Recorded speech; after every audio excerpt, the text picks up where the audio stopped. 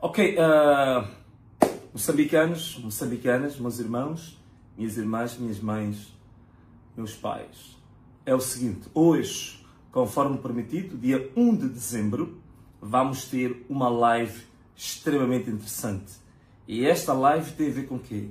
Tem a ver com a explicação detalhada do recurso que o Podemos e Venâncio Mondlane apresentaram ao Conselho Constitucional. Vocês vão perceber em detalhes por que razão é que nós estamos a dizer que ganhamos de forma esmagadora e convincente estas eleições. Vão perceber por que estamos nos manifestando em todo o país, em todos os bairros e em todas as províncias. É para já. Daqui a pouco você vai ver tudo isto que vai ficar maravilhado. Muito bem. Um forte abraço. Um beijo e... Boa noite, família VEM7. Boa noite, família Podemos. Boa noite, resto do mundo. Boa noite, todos aqueles que estão interessados em saber das informações relacionadas com toda esta crise pós-eleitoral vivida aqui em Moçambique. Meu nome é Dinis Tivane. Eu estou aqui no prosseguimento da live que o engenheiro Venâncio deu, onde prometemos aparecer com alguns dados a um nível de detalhe sobre aquilo que foi a nossa incursão de contencioso junto ao Conselho Constitucional. Hão de estar alertas de que, penso que foi a dia 24 do mês transato, que a CNE divulgou os resultados da centralização nacional. Portanto, são os resultados definitivos ao nível desta instância que é a CNE. E conforme a lei que nos assiste, nós não ficamos conformados com os resultados divulgados pela CNE e promovemos um protesto. Esta é a forma legal que o Instituto Jurídico Moçambicano permite aos partidos políticos que, não estando partidos políticos ou candidatos presidenciais, não estando satisfeitos ou conformados com o resultado expresso pela CNE, podem efetivamente recorrer. Então, disto é que nasce o nosso recurso de contencioso, que entrou no Conselho Constitucional 3 dias depois da divulgação dos dados da CNE. Isto foi num domingo, o dia em que nós apresentamos os tais 300 quilos de documentos, que muita gente não percebe o que é que são 300 quilos de documentos, eventualmente até sejam mais, e contam vi ali uma brincadeira de um dos meus amigos internautas a contestarem o número de quilos. Mas, basicamente, este recurso teve como estrutura 3 partes principais. E é com base nisso que eu vou aqui fazer a apresentação desse mesmo recurso. A primeira parte foi das questões preliminares, que é uma discussão de foro de direito, principalmente por causa das últimas jurisprudências que o Conselho Constitucional lançou. E há uma série de acontecimentos ao nível deste processo eleitoral, do qual, a este nível, que é o nível de recurso do contencioso, portanto, junto ao Conselho Constitucional, que pretendíamos protestar, que estamos a protestar a este nível, mas que era necessário dialogar com o Conselho Constitucional sobre que mancha, não é, de normas haveríamos de colocar como aquelas que usaremos para subsunção, né, em direito. Por exemplo, a questão da irregularidade absolutamente invalidante. Esta é uma novidade que nós tivemos, mas, como bem sabem, o Conselho Constitucional, por ser um órgão colegial, ao nível em que tem, as suas decisões, elas transformam-se em jurisprudência. Então, queríamos chamar a atenção ao Conselho Constitucional sobre determinadas irregularidades que efetivamente aconteceram num raio de tempo acima daquele que outrora poderia ser considerado protestar desta altura pudesse ser considerado intempestivo, mas que fomos buscar esta figura, não é, da irregularidade absolutamente invalidante, porque o Conselho Constitucional, por exemplo, disse que a questão da aquisição progressiva dos atos, ela não é absoluta. Portanto, questões ligadas, por exemplo, ao recenseamento, quando elas levantadas fora do período, elas já não podem ser atendidas porque esgotou esse período de protesto. Entretanto, veio a novidade, foi assim que a CADE foi chumbada, que ainda que tenha esgotado o tempo, se efetivamente acontecer uma irregularidade absolutamente invalidante, não é? Que gera, que depois é protestada em função do artigo 286 do Código Civil, ela pode ser trazida, ainda que seja fora desse período de reclamação. Portanto, são estas pequenas questões que nós quisemos discutir com o Conselho Constitucional a priori. A outra, por exemplo, tem a ver com a diferença da forma como o Conselho Constitucional deve tratar os recursos. Primeiro é apreciar os recursos do ponto de vista das reclamações de recursos, sim, é a linha D, do número 2 do 243 da Constituição da República, e depois disto é que pode passar para a fase de validação e proclamação de resultados. E fomos dissecar um pouco o que é que significa apreciar os recursos, fomos dissecar também um pouco sobre aquilo que entendemos como validação e proclamação. Portanto, esta é a primeira parte do nosso recurso, eventualmente não é muito interessante.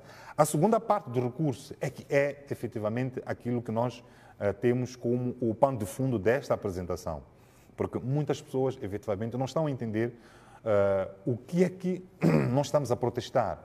Esta questão da fraude é verdadeira ou não? Portanto, nós decidimos praticamente 90% do nosso recurso tratar desta questão, detalhe a detalhe, província a província, distrito a distrito. Levantamos, suscitamos muitas questões que estão lá no recurso e isto vai mais ou menos da página 13 até mais ou menos a página 90 por aí. E as últimas páginas, que é a terceira parte do nosso recurso, ele trata do nosso apuramento. Por quê?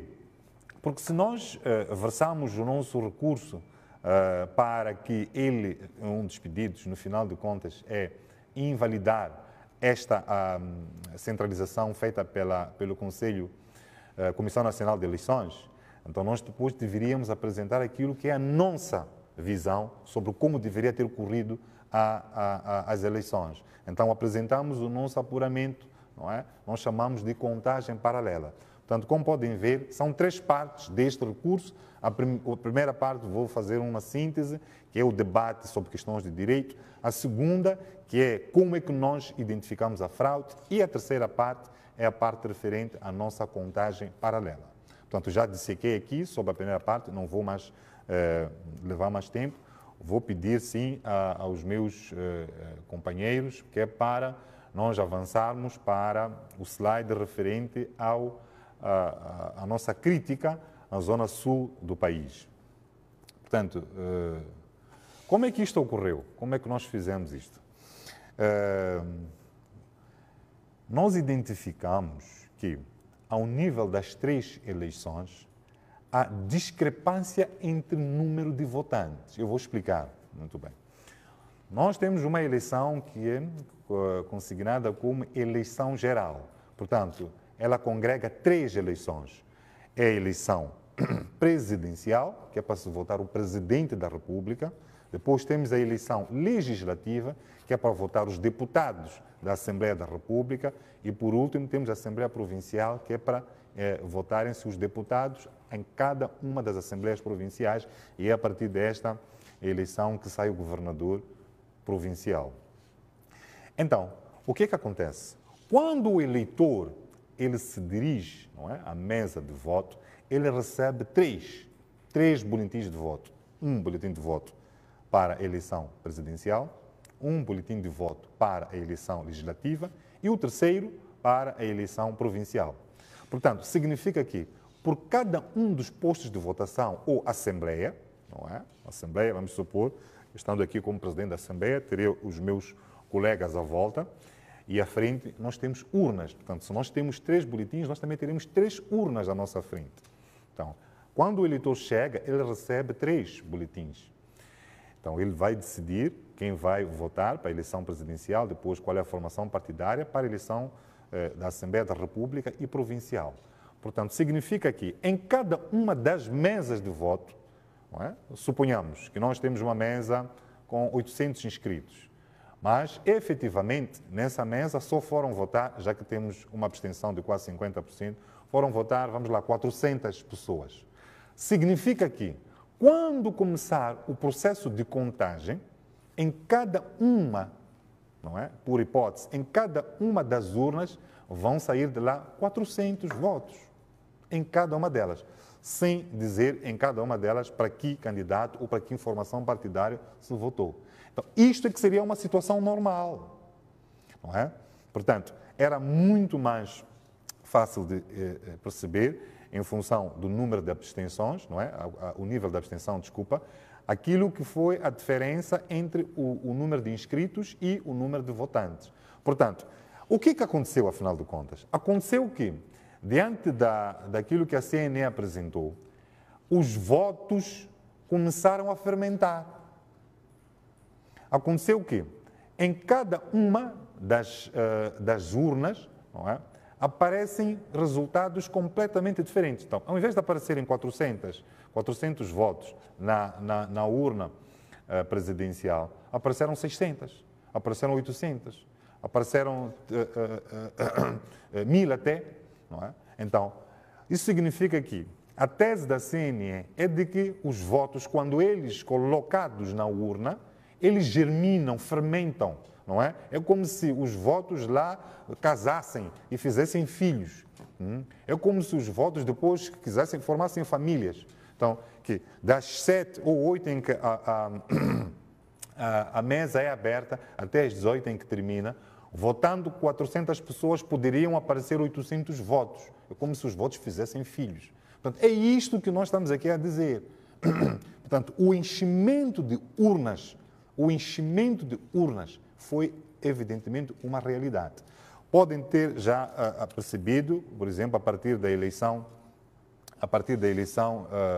presidencial, desculpa, a partir dos dados que nós trazemos aí para a Zona Sul, já devem ter percebido que, por exemplo, na cidade de Maputo, nós tivemos aqui 397 votos. Este é um número que aparentemente é pequeno e pode não gerar preocupação. E isto eu quero chamar a atenção, de que não é nada disso. Quando isto não tem aí convosco, eu é que tenho aqui estes dados, quando nós fazemos uma apreciação em cada um dos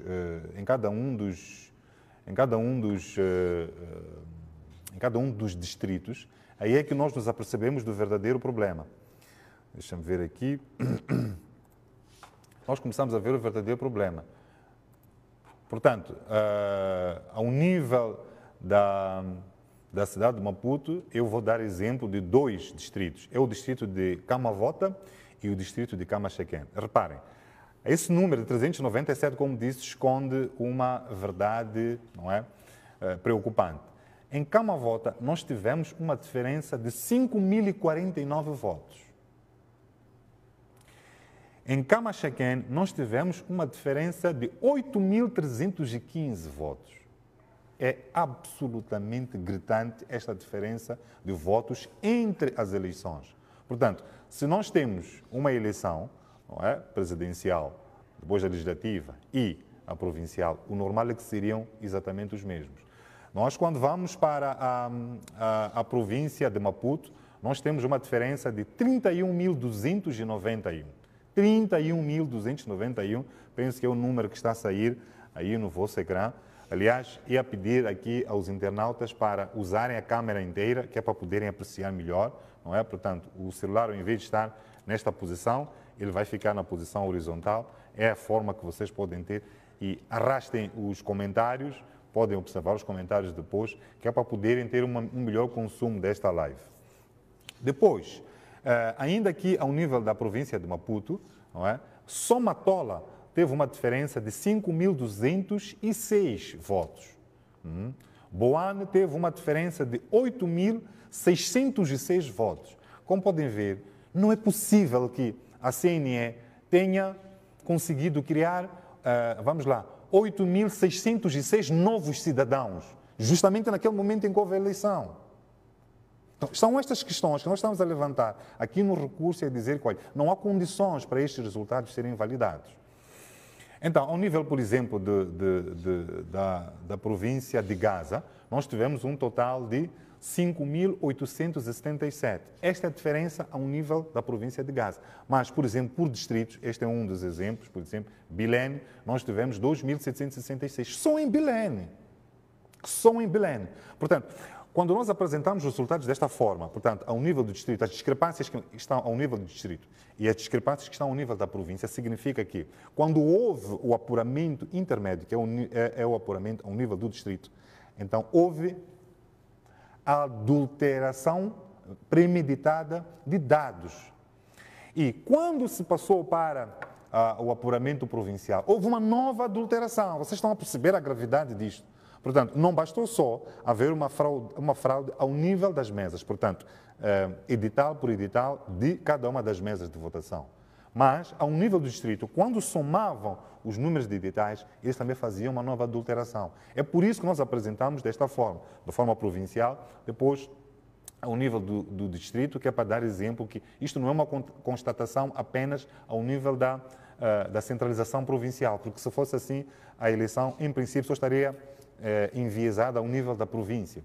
Então, por exemplo, Mantacase teve 1.173. Agora, um caso gritante é o da província de Inhambane. Como devem ter percebido, temos aí um gráfico a indicar uma seta muito mais alta do que todas, porque significa que na província de Inhambane é que a fraude foi, quer dizer, aqui foi sem pena mesmo, sem escrúpulos. Então, em toda a província de Inhambane, nós tivemos uma diferença de votos de 74.109.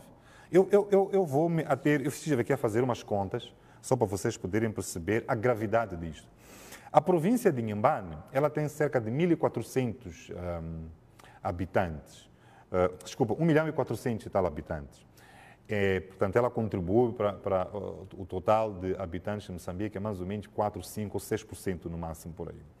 Então, o universo de inscritos na província de Inhambane, estamos a falar de dados da CNE, é de 1.002.723, ou por outra, temos o número de pessoas que em princípio não se inscreveu para a votação é de cerca de 488 mil. Entretanto, quando a CNE faz esta centralização ao nível provincial e apresenta este número de 74.109 novos votos, portanto, novos cidadãos, praticamente está a projetar uma população que só aconteceria talvez daqui a 3 ou 4 ou 5 anos.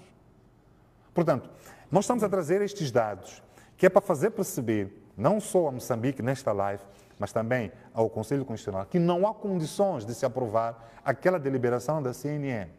Portanto, é uma heresia a um nível, heresia mesmo, é uma heresia científica. É uma heresia científica porque são dados estatísticos, portanto, não tem como estes resultados serem aproveitados.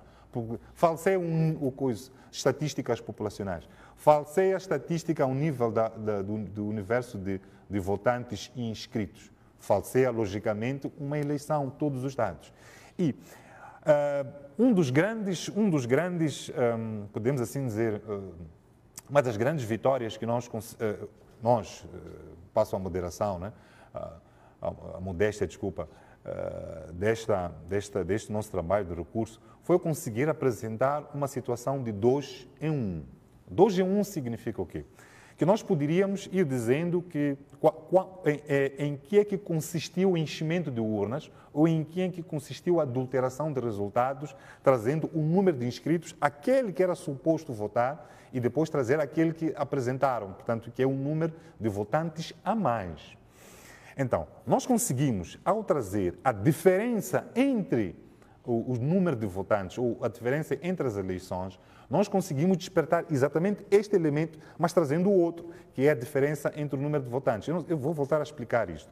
Nós não nos ocupamos de dizer, por exemplo, na província de Inhambane, não é? Quantos estão inscritos e quantos votaram, e depois quantos é que efetivamente a CNE, juntamente com a Frelimo, trouxe como votantes. O que nós trouxemos foi a diferença entre as eleições. Então, significa que se há 74.109 eleitores de diferença entre as eleições, logicamente que houve enchimento de urnas. Não é necessário dizer isto, é aquilo que se diz, é a informação que está oculta ou é a informação lida ao contrário senso. Portanto, nós conseguimos aqui trazer 2 em 1. Eu vou passar agora para a verificação ao nível da zona centro. Portanto, estamos a falar de Manica, Sofala, Tete e Zambésia.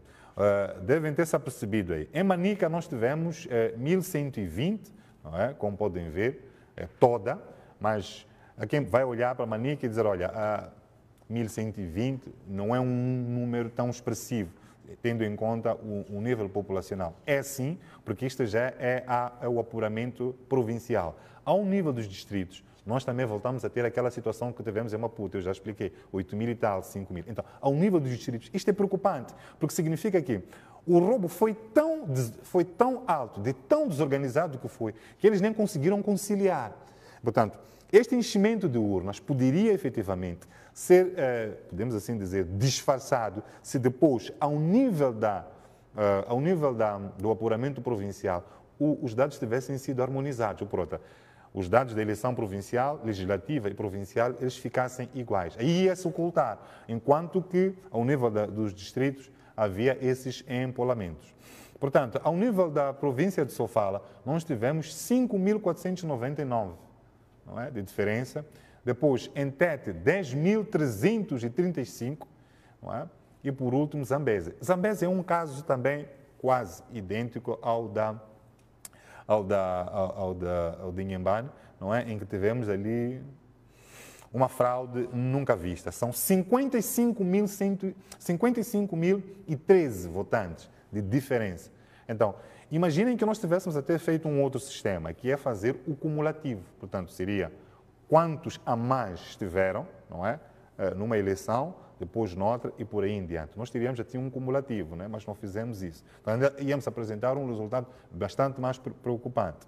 Portanto, esta é que é a apreciação ao nível destes distritos, destas províncias, desculpa, mas nós, por exemplo, quando olhamos, por exemplo, para Dondo, estou a falar de Sofala, nós tivemos 1.969, Nhamatanda, nós tivemos 1.603, a cidade da Beira, por exemplo, teve 1.993 votantes a mais. Como podem ver, quando nós vamos para distrito a distrito, a coisa já começa a tomar uma proporção preocupante. Não é? Portanto, vamos agora partir para esta discrepância ao nível da Zona Norte. Portanto, Zona Norte estamos a dizer que são as províncias de Nampula, Niassa e Cabo Delgado. Portanto, Nampula nós tivemos 5.428 de discrepância, nós tivemos em Niassa 3.182 e, por último, em Cabo Delgado tivemos 2.799. Não é? Portanto, significa que a fraude, não conseguiram conciliar a fraude. Portanto, a fraude foi feita ao nível da mesa, depois foi feita ao nível do apuramento distrital e não conseguiram conciliar. Daí, esta despertou-nos a atenção, estes números, porque depois, quando começamos a fazer o contraste ao nível dos distritos, percebemos números bastante preocupantes. Não é? Portanto, por exemplo, Mucuba, nós tivemos, e estamos a falar de coisa, Mucuba, Zambésia, estou a voltar para a zona centro, 6.054 votos, não é? Portanto, isto é preocupante, não é? Então, mas, por exemplo, na Cala Porto tivemos 896, por aí em diante. Então, Quamba, por exemplo, nós tivemos, Ribau, aliás, nós tivemos 5.669. Mecanhelas, o distrito onde houve aquele massacre, nós tivemos 2.238. Isto é preocupante, não é? Então, estes dados não podem efetivamente passar despercebidos ao nível do Conselho Constitucional, porque a aceitar esta heresia científica, a aceitar-se este insulto, não é?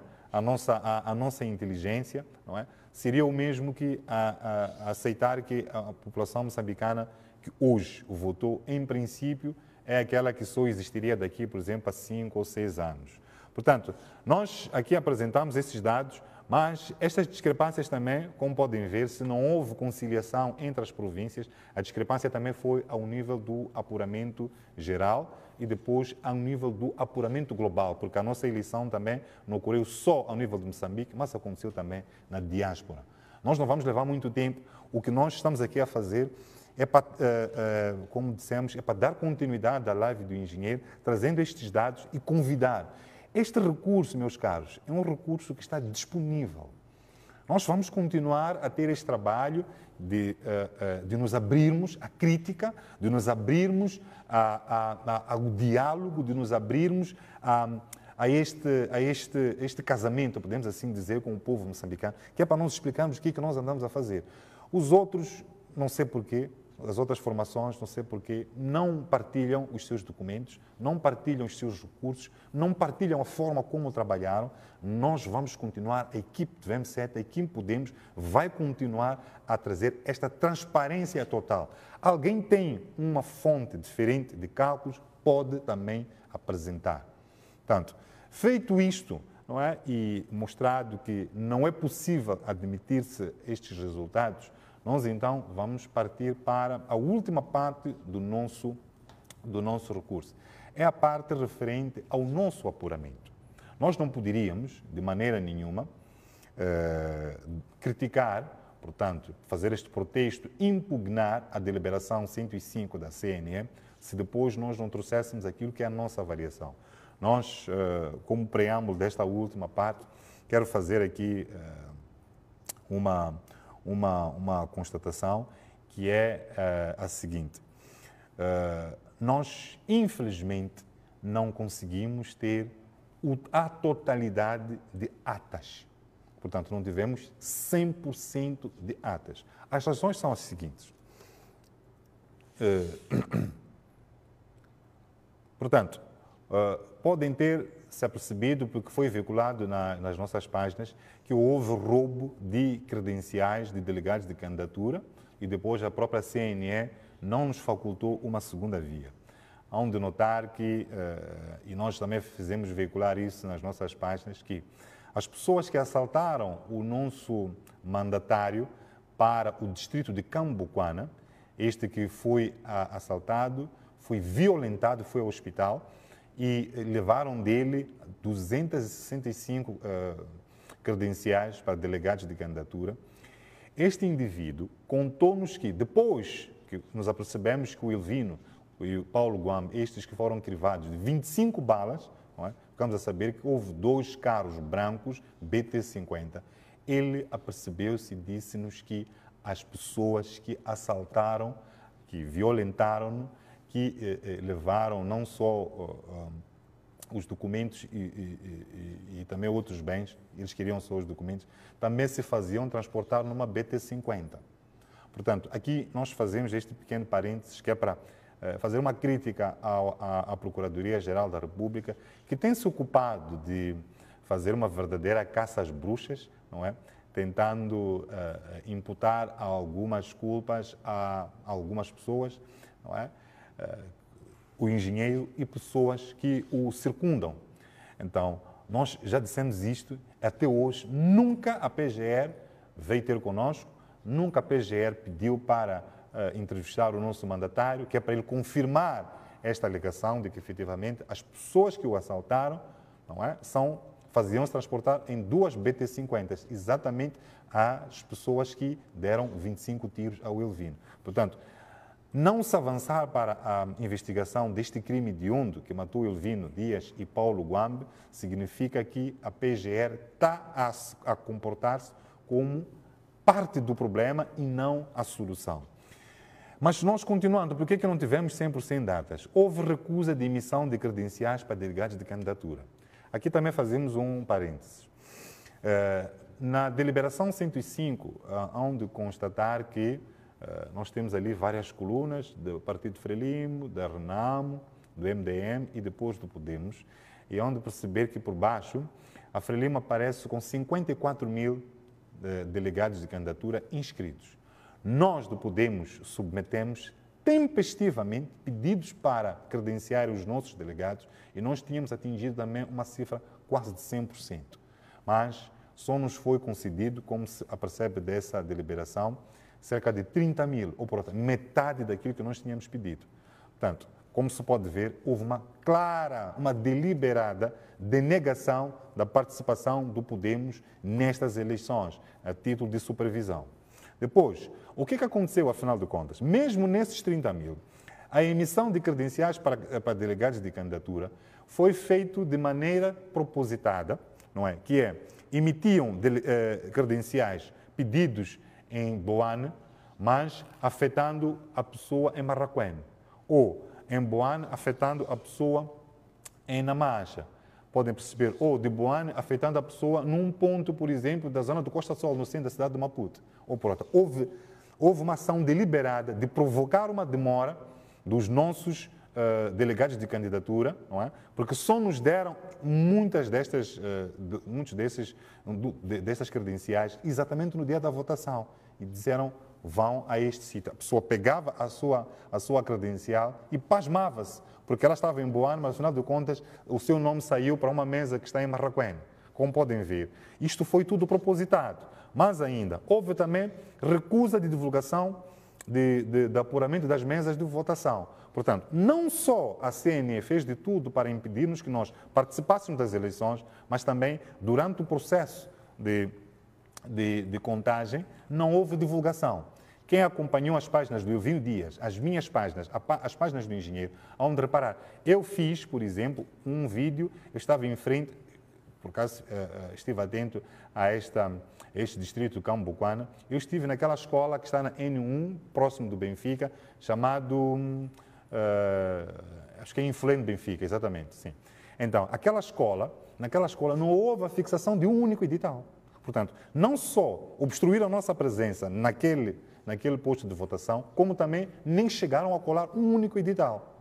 Mas, claro, nós podemos chegar logo de manhã, conseguimos olhar os quadros, conversamos também com algumas crianças, não só ali, mas também notas de Cambuquana. Quem acompanhou os vídeos por mim feitos, há de perceber que até eu deixei as crianças dizerem quem tinha ganho a eleição. E todos diziam, é Podemos, é Venâncio que ganhou a eleição. Entretanto, o edital não foi colocado.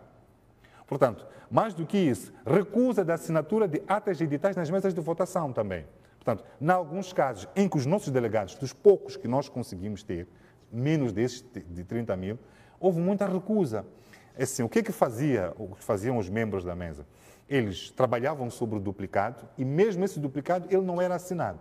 Então, como podem ver, houve uma onda, praticamente uma ação concertada para nos impedir que nós tivéssemos este 100% de dados. Mas mais do que esta obstrução, nós tivemos também a alteração deliberada dos dados de apuramento das mesas de voto. E isto estamos a falar há pouco tempo. Como podem ver, lendo a segunda parte do nosso recurso, já se consegue perceber esta linha. Estes elementos nós também colocamos no nosso recurso, demos a saber ao Conselho Constitucional. Aqui, não é? O alicerce desta linha é exatamente esta constatação de diferença de número de votantes em cada uma das eleições. Portanto, houve uma adulteração. Depois, houve uma distribuição, aliás, de atas editais, de mesas diferentes assinadas. O que aconteceu? Em algum momento, começaram a aparecer atas e editais que eram preenchidas com uma única mão. Claramente, então, nós não poderíamos considerar estes documentos. Praticamente, se nós já estávamos numa situação em que percebemos que a CNE-STAI e o Partido Frelimo estavam a adulterar editais, nós fizemos uma vista atenta a esses documentos e quando nos apercebêssemos que tinham editais, atas preenchidas com uma única mão, nós não contemplamos no nosso apuramento. Portanto, como podem ver, nós temos aqui cerca de 7 motivos pelos quais nós não conseguimos ter 100% de editais. Alguns temos, e são esses que nós apresentamos ao Conselho Constitucional, mas nós não os contabilizamos como elementos para fazer parte do nosso apuramento, porque eram muitos deles manifestamente falsos. Não havia como. Isso o Conselho Constitucional pode constatar a partir dessa perícia. Portanto, feito isto, com essa impossibilidade de obtenção de 100% de editais, o que é que nós fizemos? Então, nós decidimos avançar para a nossa contagem paralela, não é? Com a seguinte estratégia. Nós trabalhamos com a eleição presidencial, primeiro. Por que trabalhamos com a eleição presidencial? É que a eleição presidencial, ela permite que, fomos felizes nessa questão, permite que nós conseguíssemos resumir, não é? Resumir a eleição presidencial e a eleição legislativa. Porque, vejamos, Venâncio Mondlane é suportado pelo Podemos, Daniel Chapo suportado pela Frelimo, Lutero Simango suportado pelo MDM, o Sufo Mato suportado pela Renam. Portanto, se nós atacássemos a eleição presidencial, subsume-se que estaríamos também a atacar a eleição legislativa, porque também partimos deste pressuposto de que aquele voto que, em princípio, é depositado para a eleição presidencial, não é? É também um voto que vai cair para a eleição legislativa, sem com isso estar a dizer que vai para isto ou para aquilo. Não, mas estamos a dizer que, atacando a eleição presidencial, nós conseguimos ter um universo de eleitores votantes, não é? Não são os inscritos, mas também os votantes. E isso permitiu também fazer o quê? Permitiu fazer com que nós, porque nós temos aqui uma eleição com cerca de 35 partidos. Então, se nós conseguimos resumir a eleição presidencial e a eleição legislativa para estes 4 partidos, então, a partir do método de ONT, nós podemos saber se o restante grupo de votos é suficiente para desencadear o benefício de um mandato. Esta que era a primeira resposta que nós precisávamos ter. Portanto, ao fazermos a eleição presidencial, nós conseguimos passar para a eleição legislativa e, em função destes coeficientes do método ONT, nós percebemos que todos os outros partidos, mesmo, aliás, separados ou alguns juntos por províncias, eles não conseguiam alcançar um único mandato. Então, como podem ver, conseguimos então ser felizes e transportar, não é, alguns dados, pelo menos dos eleitores inscritos para a eleição legislativa. Então, foi esta a primeira base. Portanto, aqui já conseguem perceber porque é que nós começamos com a eleição presidencial, depois a eleição legislativa.